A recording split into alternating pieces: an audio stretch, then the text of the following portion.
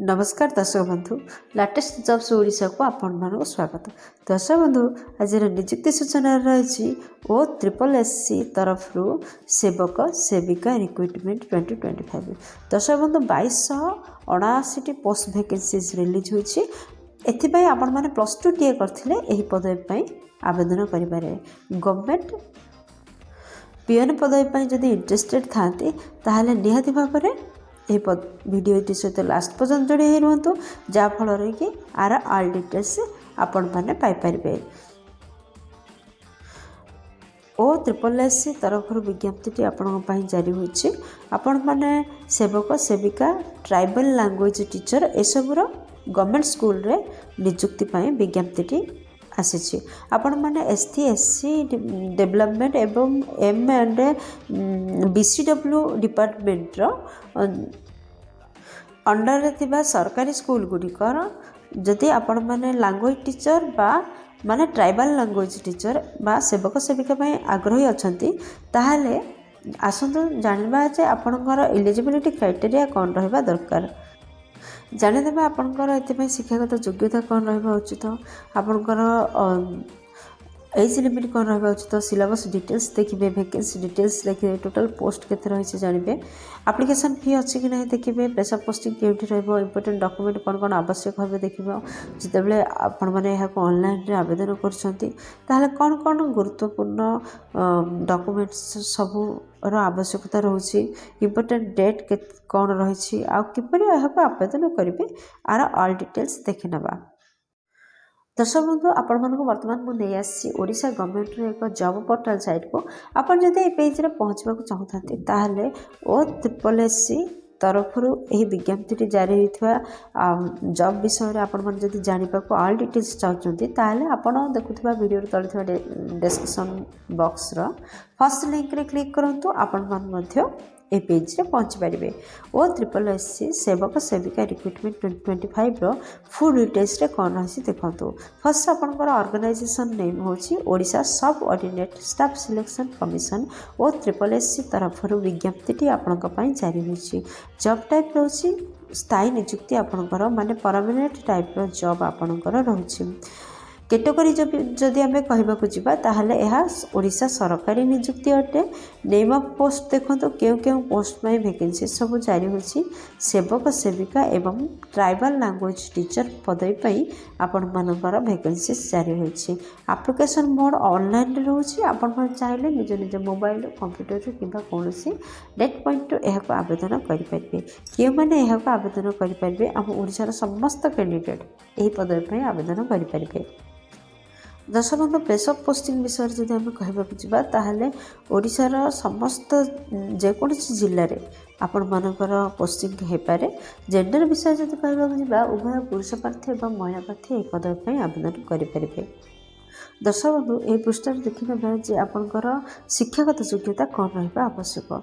जदि आपण मैंने ट्राइबल लैंग्वेज टीचर पर आवेदन करने चाहते ताहले आपणकर क्वालिफिकेशन +2 होता दरकार। आपण मैंने साइंस आर्ट्स कॉमर्स जेकोसी स्ट्रीम रे +2 टीए करथिले एही पदवी पर आवेदन करेंगे। यह सहित आपण मैंने सीटी किंबा डीआईटी ट्रेनिंग देथिबा आवश्यक एवं आपण मैंने ओटीटी पास करथिबा आवश्यक। दर्शक बंधु जदि आपण मैंने सेवक सेविका आवेदन करने चाहते ताहले आपण मैंने निहाती भाव में +2 टीए करने सहित आपण मैंने सीटी डीआईटी एसबू ट्रेनिंग देथिबे किंबा ओटीटी एग्जाम रे पास होइथिले आपण मैंने एही पदवी पर आवेदन करेंगे। ओ ट्रिपल एससी सेवक सेविका रिक्रुटमेंट 2025 रो सिलेक्शन प्रोसेस कौन रही देखो। दर्शक बंधु आपण मानक रिटर्न एग्जाम रो व्यवस्था रही। पार्ट 1 पार्ट 2 दुईटी रिटर्न एग्जाम आपण हम। सेकेंड आपंकर स्किल टेस्ट रहिबो, थर्ड डॉक्यूमेंट वेरिफिकेशन रहिबो। एपरि भाव में आपंकर सिलेक्शन प्रोसेस रहुछि। ओ ट्रिपल एससी सेवक सेविका रिक्रुटमेंट 2025 रो वैकेंसी डिटेल्स रे देखंतु सेवक सेविका पदवी पर 2043 पोस्ट वैकेंसीज रिलीज होची। आ ट्राइबल लैंग्वेज टीचर पर 236 पोस्ट वैकेंसीज रिलीज होची। टोटाल भाव में जब कहवाक जावा 2279 पोस्ट वैकेंसी रिलीज होची। OSSC सेवक सेविका रिक्रुटमेंट 2025 एज लिमिट कौन रही देखो। दर्शक बंधु आपण मैंने जदि साधारण केस्रु आसती आपण मानकर बयस 21 वर्ष सर्वनिम्न होता दरकार एवं सर्वाधिक 38 वर्ष बयस होता दरकार। यह व्यतीत गवर्नमेंट रूल अनुसार आपण मानकर एज रिलैक्सेशन रोचे जमीती कि ओबीसी कैंडिडेट मान 3 वर्षर एज रिलैक्सेशन रोचे जहाँफल से 41 वर्ष पर्यंत फॉर्म अप्लाई करेंगे। एसटी एससी पीडब्ल्यूडी एवं एक्स सर्विसमैन मान 5 वर्षर एज रिलैक्सेशन रोचे जहाँफल से 32 एसटी एससी पीडब्ल्यूडी कैंडिडेट मानकर 5 वर्षर एज रिलैक्सेशन रोचे जहाँफल से 42 वर्ष पर्यंत फॉर्म अप्लाई करेंगे। दर्शक बंधु आम जब इम्पोर्टेंट डेट विषय कथा ताहले OSSC सेवक सेविका ऑनलाइन रजिस्ट्रेशन स्टार्ट हो 30 डिसेम्बर 2024 रु। OSSC सेवक सेविका ऑनलाइन रजिस्ट्रेशन लास्ट डेट हूँ 22 जनवरी 2025। OSSC सेवक सेविका ऑनलाइन अप्लाई लास्ट डेट हूँ 31 जनवरी 2025। दर्शक बंधु 31 जनवरी 2025 मध्य आपण मानकर दरखास्त दिंतु बा अप्लाई करंतु यही जॉब पाई। दर्शक बंधु आम जब एप्लिकेशन फी विषय जब कहवा ताहले जनरल इनोवेस ओबीसी कैंडिडेट फ्री रही। एसटी एससी वोमेन आउ एक्स सर्विस मैन समस्त फ्री रही। आप समस्ते देयमुक्त आवेदन करेंगे। दर्शक बंधु आपण मैंने तो जानते हैं ऑनलाइन रे आवेदन करेंगे। तो जदि आपने ऑनलाइन रे आवेदन करपर कौन कौन इम्पोर्टेंट डॉक्यूमेंट आवश्यकता रोचे देखो।